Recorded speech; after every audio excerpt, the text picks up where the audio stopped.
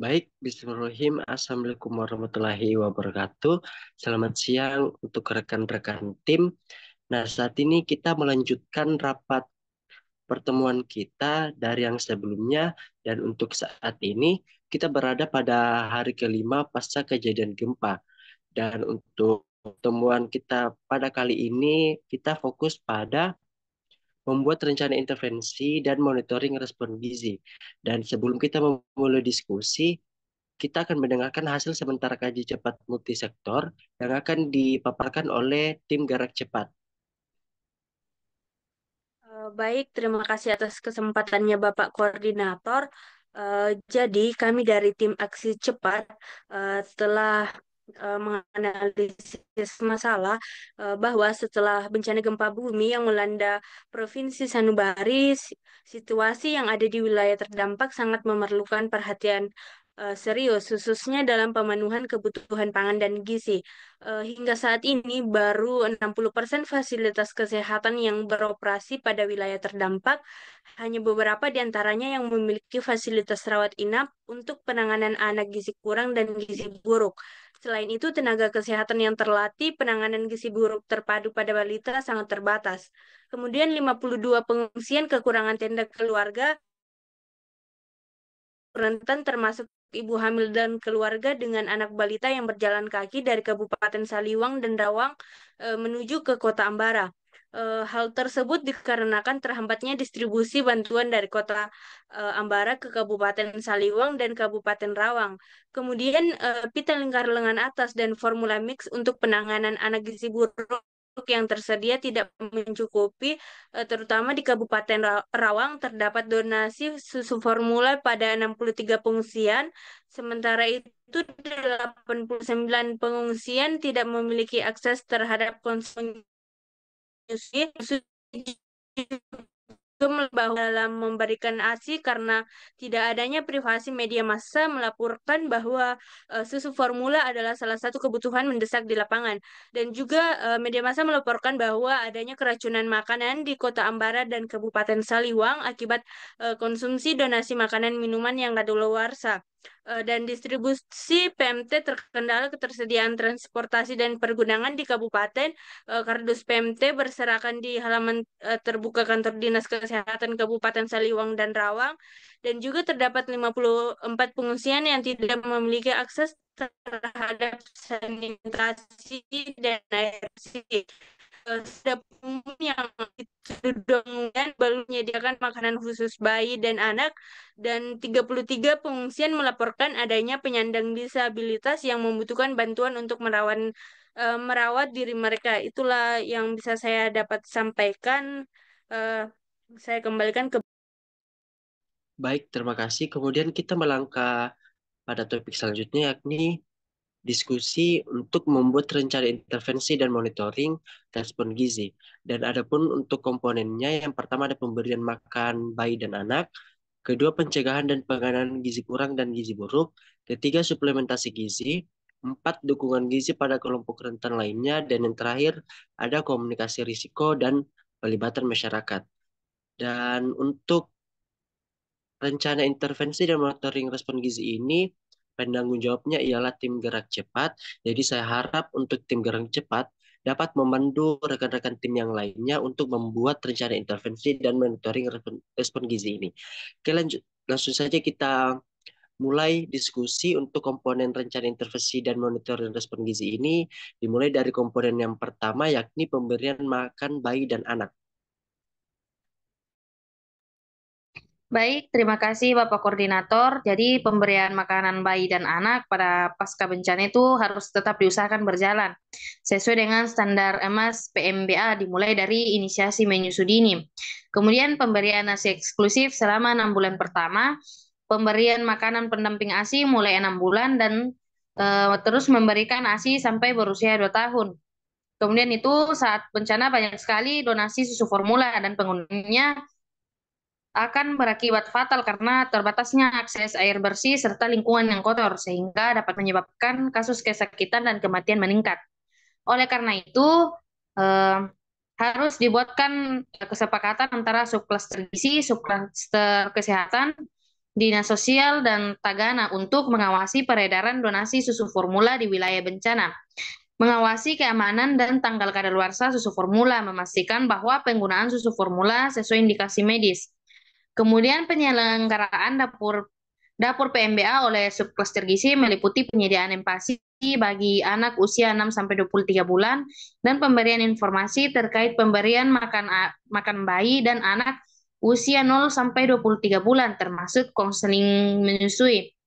Pada kegiatan penyediaan empasi 6 sampai 23 bulan, subklaster gizi bermitra dengan pihak Tagana selaku penyelenggara dapur umum dengan memberikan dukungan teknis dan apabila kebutuhan dapur PMBA belum dapat terpenuhi oleh dapur umum, subklaster gizi memiliki kapasitas untuk menyelenggarakan dapur PMBA berkoordinasi dengan mitra lainnya.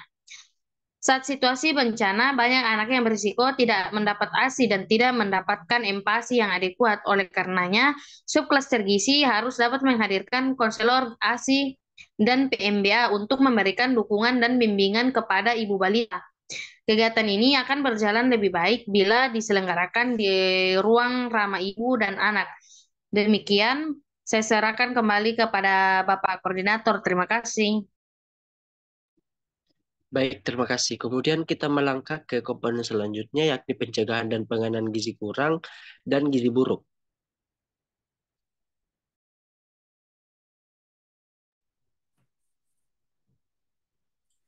Baik, sebelumnya terima kasih Bapak Koordinator atas kesempatan yang telah diberikan. Jadi komponen kedua yaitu tentang pencegahan dan penanganan gizi kurang dan gizi buruk. Adapun tujuannya itu adalah untuk mengidentifikasi dan menangani kasus gizi kurang dan gizi buruk di kalangan balita dan ibu hamil. Adapun rencana intervensinya yaitu penyelenggaraan screening gizi di semua pusat pengungsian untuk mendeteksi anak-anak dengan risiko gizi buruk menggunakan pita lila atau lingkar lengan atas, penyediaan formula mix untuk anak-anak dengan gizi buruk, terutama di Kabupaten Rawang yang mengalami kekurangan. Selanjutnya, pelatihan tenaga kesehatan lokal dalam penanganan gizi buruk terintegrasi. Kemudian yaitu untuk intervensi di bagian pencegahan gizi kurang dan gizi buruk, yaitu yang pertama yang kita lakukan pemetaan dampak dan kelompok rentan untuk mengidentifikasi wilayah terdampak bencana dengan risiko tinggi terhadap kerawanan gizi. Kemudian peningkatan ketahanan pangan di lokasi bencana dengan penyediaan stok cadangan pangan bergizi di lokasi strategis sebelum pasca bencana. Kemudian distribusi bahan makanan kayak gizi dan fortifikasi pangan untuk masyarakat terdampak. Kemudian itu edukasi dan komunikasi, di mana kita di sini melakukan penyuluhan kepada ibu hamil dan menyusui untuk mendorong praktik pemberian ASI eksklusif. Selanjutnya itu penanganan gizi kurang dan gizi buruk, intervensinya perawatan balita dengan gizi buruk di fasilitas kesehatan dengan pendekatan manajemen terpadu berbasis protokol, kemudian dukungan makan khusus untuk balita dan ibu hamil dalam masa pemulihan, dan peningkatan psikososial dan perilaku makan meliputi pendampingan psikososial bagi ibu untuk mengelola stres dan menjaga praktik pemberian makan yang baik. Kemudian edukasi tentang pola makan sehat di lokasi pengungsian. Adapun rencana monitoringnya yaitu pengumpulan data bulanan mengenai jumlah anak yang terdeteksi gizi kurang atau gizi buruk. Kemudian evaluasi efektivitas program penanganan gizi buruk setiap bulan. Sekian dari saya kembalikan ke Bapak Koordinator. Terima kasih. Baik, terima kasih. Selanjutnya kita melangkah ke komponen yang ketiga, yakni suplementasi gizi. Baik, terima kasih atas kesempatannya Bapak Koordinator. Nah, adapun rencana suplementasi gizi dan memastikan anak-anak menerima vitamin A sesuai kebutuhan. Nah, adapun suplementasi gizi dari BSM Umat yang bertujuan untuk meningkatkan status gizi melalui suplementasi gizi dan mineral. Adapun rencana monitoring intervensinya yaitu pelaksanaan program suplementasi vitamin A untuk anak-anak berusia 6 sampai 59 bulan dengan jadwal distribusi yang jelas, distribusi tablet zat besi kepada ibu hamil di semua pusat pengungsian, dan rencana monitoringnya yaitu pemantauan cangkupan suplementasi setiap minggu untuk memastikan bahwa target populasi tercapai. Selanjutnya, evaluasi dampak suplementasi terhadap status gizi anak-anak setiap minggu. Baik, terima kasih. Saya kembalikan ke Bapak Koordinator. Baik, terima kasih. Selanjutnya kita melangkah ke dukungan gizi pada kelompok rentan lainnya. Oke, baik. Terima kasih atas kesempatannya Bapak Koordinator. Adapun rencana monitoring dan evaluasi untuk dukungan gizi pada kelompok rentan lainnya, pertama-tama rencana monitoring dan evaluasi ini ditujukan untuk memastikan pemenuhan kebutuhan gizi dan dukungan bagi kelompok rentan di wilayah terdampak gempa di Provinsi Sanubari. Monitoring ini akan difokuskan pada pemenuhan pangan bergizi, distribusi PMT, ketersediaan fasilitas kesehatan, sanitasi, serta perlindungan bagi ibu menyusui dan penyandang disabilitas. Metode yang digunakan meliputi seperti survei lapangan, wawancara dengan pengungsi dan petugas, serta kunjungan ke fasilitas kesehatan dan dapur umum. Monitoring ini dilakukan harian untuk kebutuhan mendesak dan mingguan untuk evaluasi lebih mendalam. Evaluasi akan dilakukan setiap 2 minggu untuk menilai efektivitas bantuan dengan laporan yang mencakup situasi terkini, masalah yang ditemukan, dan rekomendasi tindak lanjut. Dan kemudian kami berkoordinasi antara pemerintah, LSM, tenaga medis akan memastikan distribusi bantuan yang tepat waktu dan merata serta pemenuhan gizi dan kesehatan bagi kelompok rentan. Itulah yang bisa saya sampaikan. Saya kembalikan ke Bapak Koordinator. Baik, terima kasih. Selanjutnya kita melangkah ke komponen terakhir, yakni komunikasi risiko dan pelibatan masyarakat. Baik, sebelumnya terima kasih kembali lagi atas kesempatan telah diberikan oleh Bapak Koordinator.